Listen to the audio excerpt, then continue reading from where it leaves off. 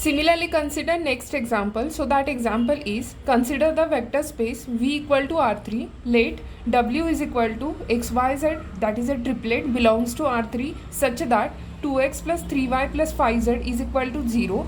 Then show that W is a subspace of R3. Then we have a given condition that vector space V is equal to R3. म्हणजे हा तुमचा vector space आहे. Field कुठला आहे तर real नंबरमध्ये mention नाही केलं आहे, बट ह्यातला प्रत्येक इलेमेंट काय आहे आरमधला म्हणजेच रिअल नंबर त्याचा फील्ड आहे. डब्ल्यू ही कंडिशन गिवन आहे आणि प्रूव्ह काय करायचं आहे की W is a subspace of R3. Consider V is equal to R3.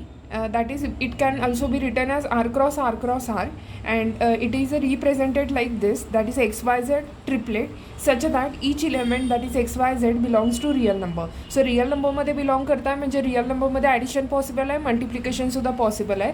So this V is a vector space under addition and scalar multiplication. Addition म्हणा किंवा usual addition म्हणा किंवा vector addition म्हणू शकतो. So this is your given condition. Now only we have to prove that this W is a subspace of R3. So for that purpose, firstly we consider this W, that is a W is equal to how much? This XYZ triplet which belongs to R3 such that 2x plus 3y plus 5z is equal to 0. म्हणजेच W अशा पद्धतीने consider करायचा आहे R3मधला, तो ट्रिपलेटच्या फॉर्मॅटमध्ये असेल आणि तो फॉर्मॅट या पद्धतीने होमोजिनियस ऑफ पार्टमध्ये असेल. म्हणजेच पहिला element into 2 plus second element into 3 plus third element into 5 आणि यांची सगळ्यांची addition must be equal to 0. So हे डब्ल्यू रिप्रेझेंट करतो आहे. सो पहिली प्रॉपर्टी काय सबस्पेसची? Non empty set. Non empty set prove करताय म्हणजे कमीत कमी यामध्ये एक इलेमेंट प्रेझेंट असायला पाहिजे. सो ही लेट 0 0 0 बिलॉंग्स टू R3 आहे का चेक करूया. मी ह्या ट्रिपलेटच्या ऐवजी हा ट्रिपलेट कन्सिडर केला आहे, बिलॉंग्स टू R3.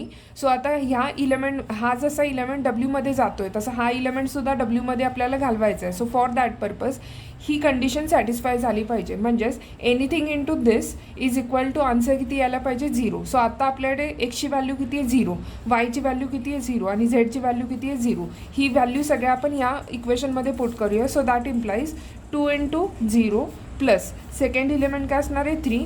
वायची व्हॅल्यू किती आहे आता? 0. दॅट इज 3 इंटू 0 प्लस लास्टला 5 इंटू झेडची व्हॅल्यू किती आहे? 0 is equal to how much? Is equal to 0. म्हणजेच ही कंडिशन आहे, ही कंडिशन सॅटिस्फाय करते ही गिवन कंडिशन. म्हणजेच जर ही कंडिशन सॅटिस्फाय होत असेल तर हा ओरिजिनल इलेमेंट कशात जातो आहे? बिलॉंग करतो आहे डब्ल्यूमध्ये. सो आता ही कंडिशन इथे सुद्धा सॅटिस्फाय झाली आहे, त्यामुळे हा इलेमेंट कशामध्ये बिलॉंग करेल? डब्ल्यूमध्ये. So that implies 0,0,0 which belongs to W. But W subset कुणाचा आहे? R3चा. हा कशा पद्धतीने?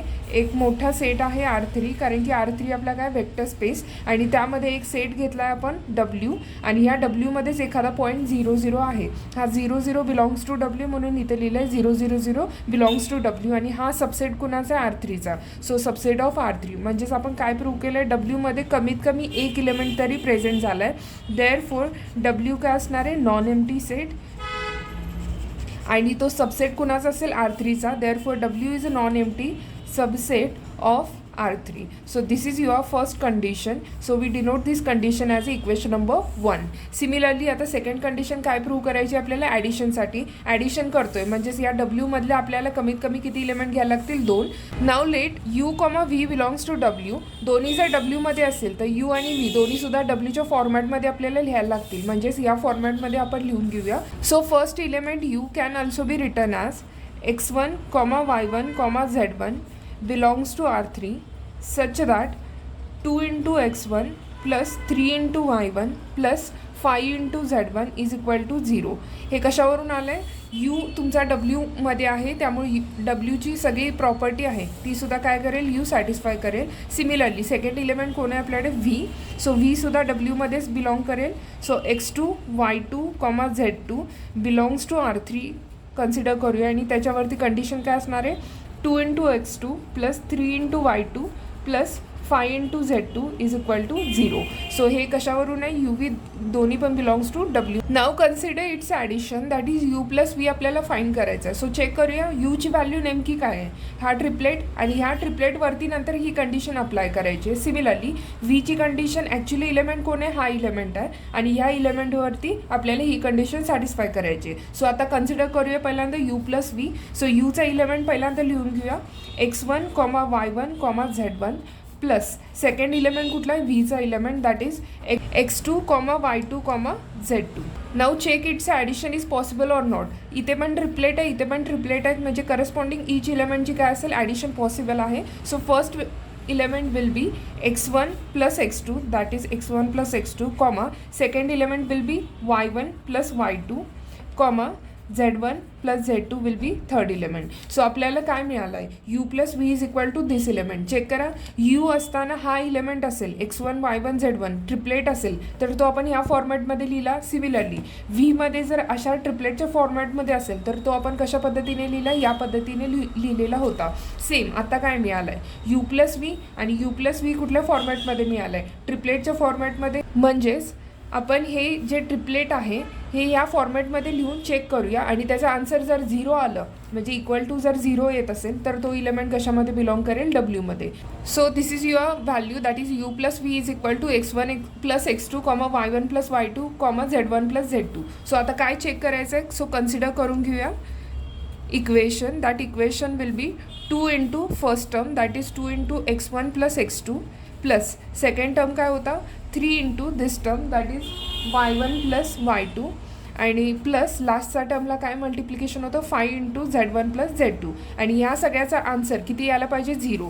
सो सॉल्व करून घेऊया this equation. 2 into x1 is 2x1 plus इथला पहिला इलेमेंट घेतला दॅट इज 3y1 आणि इथला पहिला इलेमेंट घेतला दॅट इज 5z1. ह्याला एक ब्रॅकेट पुट करूया, सगळीकडे ॲडिशन आहे त्यामुळे इथे सुद्धा ॲडिशन आलं आहे.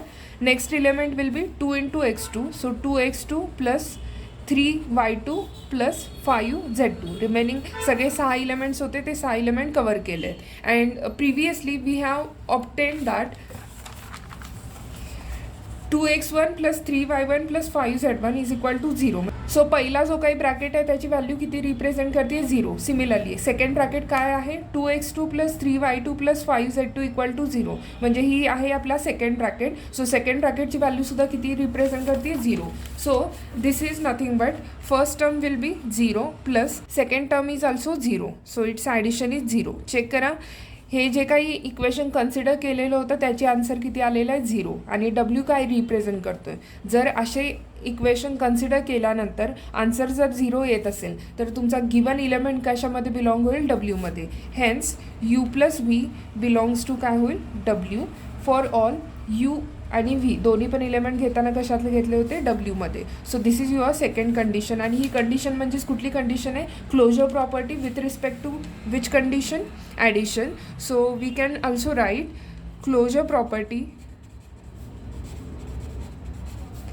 With respect to addition. Addition म्हणू शकताय किंवा युज्युअल ॲडिशन म्हणू शकताय किंवा वेक्टर ॲडिशन म्हणू शकताय is satisfied. So similarly consider last condition. That condition is let one element from field कुठला आहे आपला रिअल नंबर त्यातला एक इलेमेंट घेतला alpha which belongs to real number म्हणजे which belongs to field and एक इलेमेंट घेतलेला आहे डब्ल्यूमध्ये that is U belongs to W आणि डब्ल्यूचा फॉर्मॅट आपल्याला माहिती आहे that is such that U is equal to कसा असणार आहे triplet that is X comma Y comma Z belongs to R3 असल्यावर त्याच्यावरती कुठली कंडिशन असेल 2 into X plus 3 into Y plus 5 into Z is equal to 0 हे represent करेल. This is your given condition. So आता काय कन्सिडर करूया याचा scalar multiplication. So consider one element from field आणि one element from this set that is consider alpha into U is equal to alpha as it is. यूची value actual किती आहे this triplet that is X Y comma Z. So pre multiply केला X अल्फाने चला multiply करून घेऊया. So alpha x comma alpha Y comma alpha Z. मग check करा जर ह्या फॉर्मॅटमध्ये ट्रिपलेट असेल तर तो आपण ह्या पद्धतीने लिहू शकतो आहे. सो आता आपल्याजवळ नवीन ट्रिपलेट आलेला आहे तो सुद्धा आपण ह्या फॉर्मॅटमध्ये लिहून बघूया आणि आन्सर 0 येते का चेक करूया. So that implies first term into काय असणार आहे दिस 2 that is 2 into alpha x plus 3 into काय वाय, सो 3 इंटू वाय म्हणजेच आता कुठला इलेमेंट आहे alpha into Y plus alpha into Z म्हणजेच काय असणार आहे.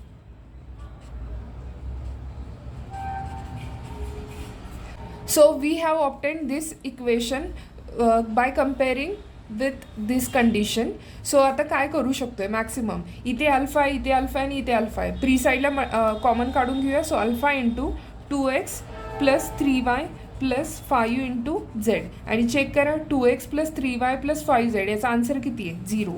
So that term will be alpha into 0 आणि म्हणजेच आन्सर किती आलेला आहे 0. म्हणजे so alpha U is equal to 0. Check करूया ह्या इक्वेशन बरोबर. जर हे इक्वेशन इक्वल टू 0 असेल तर हा ट्रिपलेट कशामध्ये बिलॉंग करेल डब्ल्यूमध्ये, म्हणजेच हा ट्रिपलेट यूमध्ये गेला आणि यू कशात आहे डब्ल्यूमध्ये, म्हणजेच हा ट्रिपलेट डायरेक्टली कशामध्ये बिलॉंग करेल डब्ल्यूमध्ये. सेम आता आपण कॅल्क्युलेट केलं आहे की हे इक्वेशन कन्सिडर केलं आणि त्या इक्वेशनचा आन्सर किती आलेला आहे 0. मग हा 0 कशावरून आला आहे या ट्रिपलेटवरून आला आहे आणि हा ट्रिपलेट कशामध्ये बिलॉंग करेल डब्ल्यूमध्ये, म्हणजेच आपला गिवन कंडिशन अल्फा यू सुद्धा कशामध्ये बिलॉंग करेल डब्ल्यूमध्ये. So alpha u belongs to w. So this is your condition number 3rd. So हे कसं पॉसिबल आहे, अल्फा सुद्धा कशात होता रिअल नंबर म्हणजेच तुमचा फील्ड आणि यू कशामध्ये होता डब्ल्यूमध्ये होता आणि त्या दोघांची scalar multiplication again belongs to W. So this is your equation number 3. So we have obtain equation number 1, equation number 2 and equation number this 3. And with the help of theorem number 1 we can directly say this W is a subspace of V, as we have already obtained in equation 1, that is W is a non-empty set. In equation 2, that is U plus V belongs to W, and in equation number 3 alpha into U belongs to W. And with the help of these three conditions we can directly say this W is a subspace of R3.